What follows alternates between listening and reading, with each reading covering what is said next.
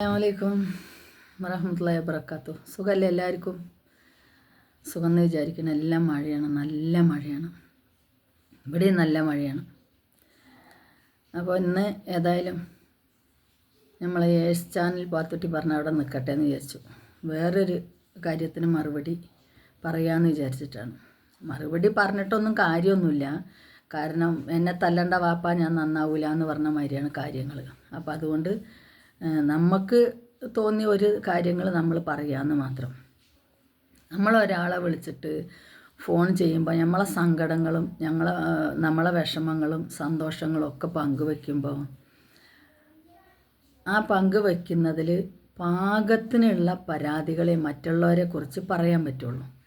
ഒരുപാട് പരാതി നമ്മളെ കുടുംബത്തിൽ ഇരിക്കുന്നവരെ കുറിച്ച് പുറത്തുള്ളവർ പറഞ്ഞതാണെങ്കിലും പറഞ്ഞു കഴിഞ്ഞാൽ അവർ സഹായിക്കുക എന്ന് തന്നെ പറയുള്ളൂ.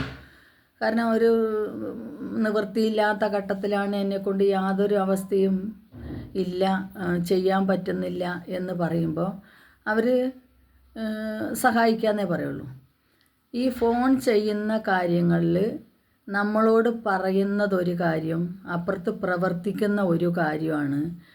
അത് കഴിഞ്ഞിട്ട് പിന്നെ ഈ ഫോൺ ചെയ്ത ആൾ തന്നെ ഈ പ്രവർത്തിക്കുന്നത് കാണുകയും അറിയുകയും ഇവർ തന്നെ ഇതൊക്കെ വന്ന് സോഷ്യൽ മീഡിയ കൂടെ പറയുകയും ചെയ്യുമ്പോൾ സ്വാഭാവികമല്ലേ ഒരാൾക്ക് ദേഷ്യം വരിക എന്നുള്ളത്. നമ്മളോട് അത്രയും സഹതാപകരമായിട്ട് സംസാരിച്ചിട്ട് പിന്നെ അവർ സോഷ്യൽ മീഡിയയിൽ വന്ന് പറയുന്ന കാര്യങ്ങൾ അത്രയ്ക്കും ഞാൻ അത്രയ്ക്ക് ബോൾട്ടാണ്, ഞാൻ അങ്ങനെ ചെയ്യും, ഞാൻ ഇങ്ങനെ ചെയ്യും, ഇതിനുള്ള സാമ്പത്തിക ശേഷി എൻ്റെ അടുത്തുണ്ട്, ഇതിനുള്ള പണം എൻ്റെ കയ്യിലുണ്ട്, ഞാൻ ബില്ലുകൾ എടുത്ത് പുറത്ത് കാണിക്കുന്നു, ഇതെല്ലാം ചെയ്തിട്ട് ഞാൻ നിസ്സഹായമാണ്, എന്നെക്കൊണ്ടൊരു നിവൃത്തിയില്ല എന്ന് പറയുമ്പോൾ മനുഷ്യന്മാരങ്ങനെ തന്നെയല്ലേ തിരിച്ച് പ്രവർത്തിക്കുക. ഒരു മനുഷ്യന് സഹായം ചെയ്യുന്നത് എന്തുകൊണ്ടാണ്? അവർ നിസ്സഹായരാണ്. അതുകൊണ്ട് അവർക്ക് നമ്മുടെ സഹായം ഇപ്പോൾ ആവശ്യമുണ്ട് എന്ന് തോന്നുന്നത് കൊണ്ടല്ലേ മനുഷ്യന്മാർക്ക് സഹായം ചെയ്യാൻ ഒരാൾ ഇറങ്ങിത്തിരിക്കുന്നത്. അപ്പം നമ്മളോട് വേറൊന്നുമല്ല, വേറെ ഒരു പുറത്തുനിന്നുള്ള ഒരാൾ പറഞ്ഞു കൊടുത്തതല്ല. 2 സ്ത്രീകൾ ഇറങ്ങിയിട്ടുണ്ട്. ഈ 2 സ്ത്രീകളും പറഞ്ഞത് പുറത്തുനിന്ന് ഒരാൾ വന്ന് പറയുന്നതല്ല. ഈ പറഞ്ഞാൾ തന്നെ പറയുന്ന ആ വോയിസാണ് അവർ പറഞ്ഞത്. എന്നിട്ട് 2 വർഷത്തോളം ഫോൺ ചെയ്തിട്ടുള്ള എല്ലാ കാര്യങ്ങളും എൻ്റെ അടുത്തും ഇരിക്കുന്നുണ്ട്. ഞാൻ ഈ പറയുന്ന മാതിരി നിങ്ങൾ ആര് വോയിസോ അല്ലെങ്കിൽ ഒരു മനുഷ്യൻ്റെ വോയിസും ഞാൻ പുറത്ത് വിടാൻ ഞാൻ തയ്യാറല്ല. കാരണം എന്താ വെച്ചെങ്കിൽ ഞാൻ അതിന് വേണ്ടി ഇറങ്ങി തിരിച്ചിട്ടില്ല. കാരണം ഒരാളെ സഹായിക്കാൻ വേണ്ടിയോ ഇതുകൊണ്ടൊക്കെ തന്നെയാണ് ഇറങ്ങാത്തതിൻ്റെ കാരണം. ഇതുകൊണ്ടൊക്കെ തന്നെയാണ് കാരണം. ഒരു പക്ഷേ നമ്മളോട് പറയുന്നതൊന്നും ഇവർ പ്രവർത്തിക്കുന്നതും മറ്റൊന്നാണെങ്കിൽ നമ്മൾ നാറും സോഷ്യൽ മീഡിയയിൽ. നമുക്കത് അറിയണമെന്നുണ്ടെങ്കിൽ നമ്മൾ അടുത്ത് താമസിക്കുന്ന ഒരാളാണെങ്കിൽ നമുക്ക് ഇറങ്ങിത്തിരിക്കാം. അവരുടെ പോക്കും വരവും എങ്ങനെയൊക്കെയാണെന്നുള്ളത് നമുക്ക് മനസ്സിലാക്കാം. ഇതേതോ ദുനിയാവിൽ കിടക്കുന്ന മനുഷ്യന്മാർ, എവിടേക്കോ കിടക്കുന്ന മനുഷ്യന്മാർ ഫോണിലൂടെ പറയുന്ന കാര്യങ്ങൾ മാത്രം കേട്ടുകൊണ്ട് നമ്മൾ ഒരാളെ ഇതിലേക്ക് ഇറങ്ങിത്തിരിച്ചാൽ ഒരു പക്ഷേ നമ്മൾക്ക് തന്നെ അത് മാറ്റി പറയേണ്ടി വരും. അപ്പോൾ അതുകൊണ്ടാണ് എന്തെല്ലാം കാര്യങ്ങൾ അറിഞ്ഞാലും അറിയാത്ത മാതിരി ഇരിക്കുന്നത്. അല്ലാതെ അറിയാഞ്ഞിട്ടോ പറയാൻ വയ്യാഞ്ഞിട്ടോ അല്ല, നമുക്കതിൻ്റെ ആവശ്യമില്ല എന്ന് കരുതിയിട്ടാണ്.